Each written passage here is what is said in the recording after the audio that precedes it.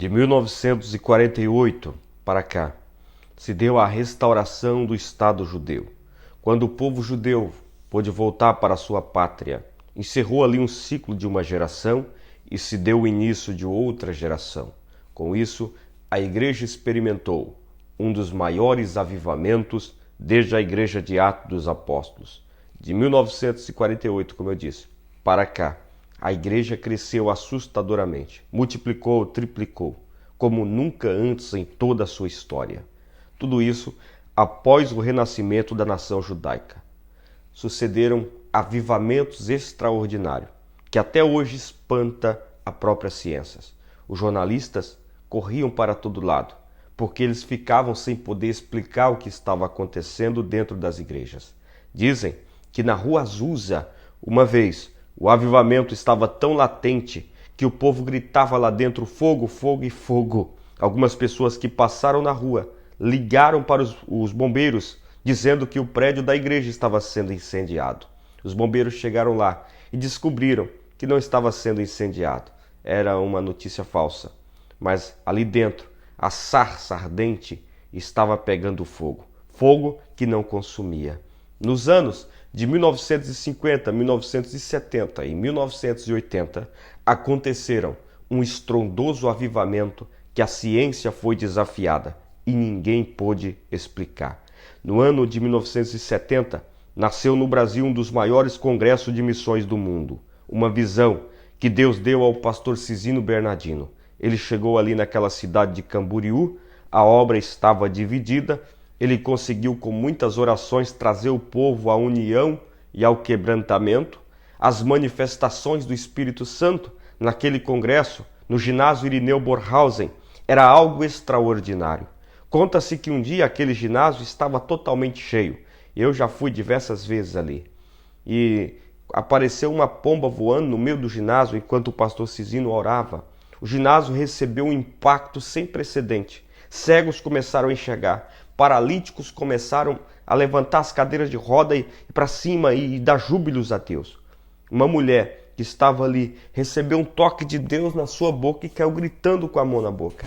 Ela recebeu 9 dentes de ouro. A dentista que estava ali averiguou e disse que nunca viu algo daquele tipo. Esse congresso ficou marcado na história e conhecido no mundo. E parava o Brasil em sua época. A cidade de Camboriú ficava pequena. As ruas superlotadas, multidões de caravanas chegavam ali. Esses milagres, essas manifestações têm ficado extintas nesses últimos 15 anos. As vigílias nas igrejas antigamente começava à meia-noite, o povo chegava, era às 23 horas, ansiosos para cultuar a Deus. E ficavam ali até amanhecer o dia. Adolescentes, jovens cheios do Espírito Santo, rodando, dançando com os olhos fechados, se moviam sem atingir ninguém de maneira extraordinária, não tropeçavam em ninguém. Os demônios ficavam furiosos, queriam imitar, mas não resistia e caía no meio do povo e Jesus libertava ali mesmo. Acontecia um avivamento genuíno, verdadeiro.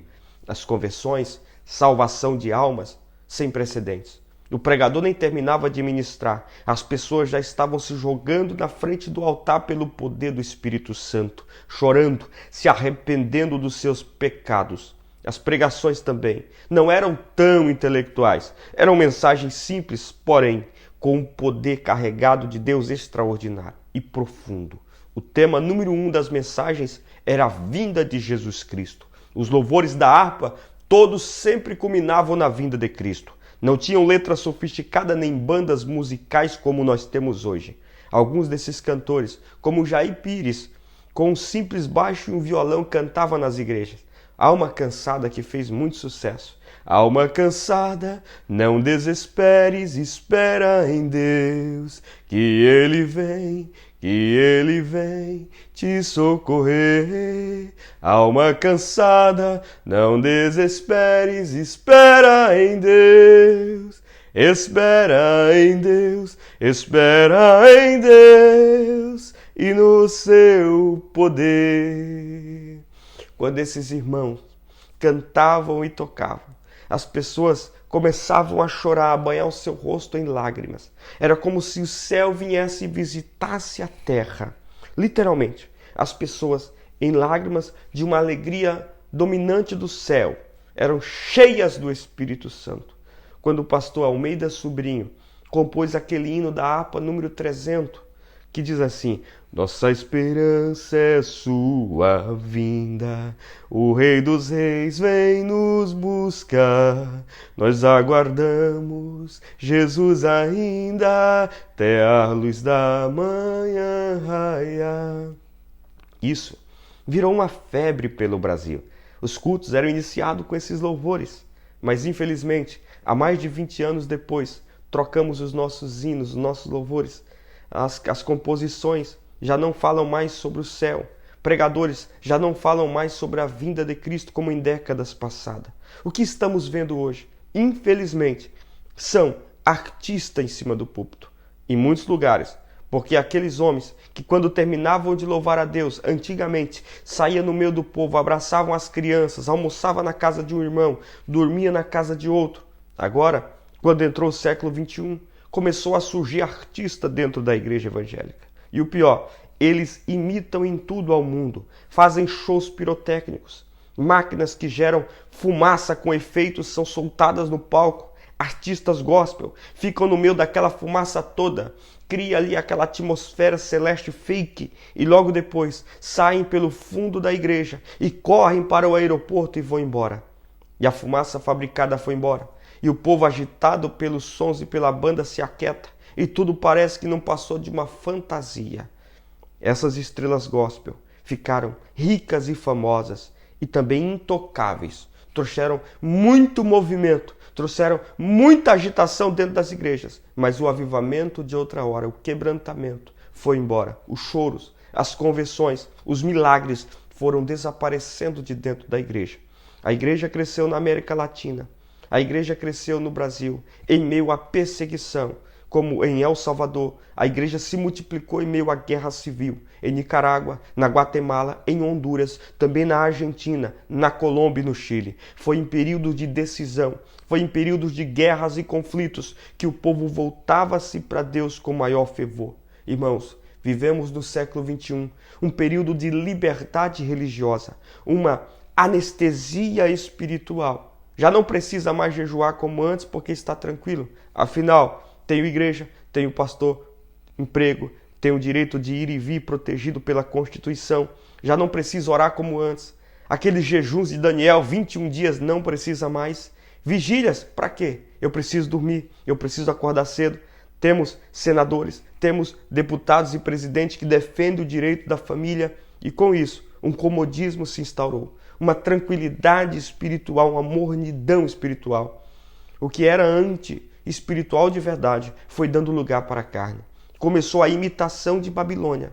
Mudaram as vestes dos jovens, de tal forma que eles começaram a se vestir exatamente como os jovens da grande Babilônia. Os nossos cantores, que batem recorde de visualizações no Spotify, no YouTube, começaram a imitar em tudo a Babilônia. Não só nas vestes, como nas letras das suas canções. Calças justas, calças apertadas, camisas rasgadas, porque eles já não querem mais parecer com os cantores de Sião e de Jerusalém, mas com os cantores de Babilônia. Cortam o cabelo igual aos cantores de Babilônia. Querem imitar em tudo aos influencers digitais que dão certo de Babilônia. E muitos deles começaram a cobrar muito dinheiro por suas atuações, coisas tão fora do padrão que a gente fica assustado.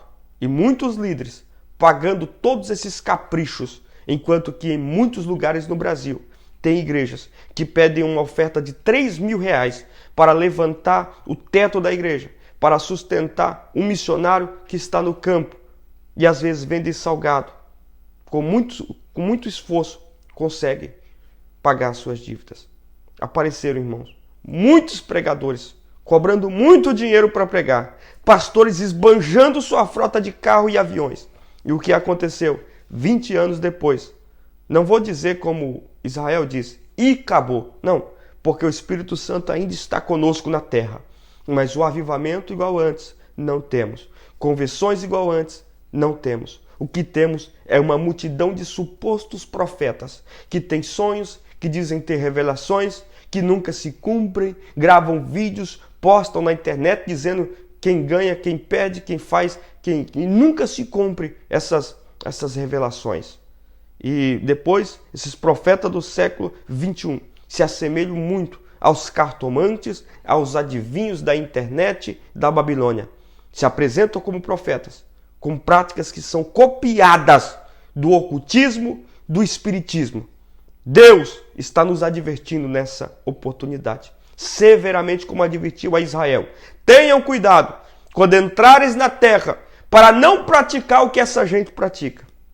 Adivinhação, feitiçaria, idolatria, porque por conta dessas coisas eu estou tomando a terra deles e estou dando a vocês.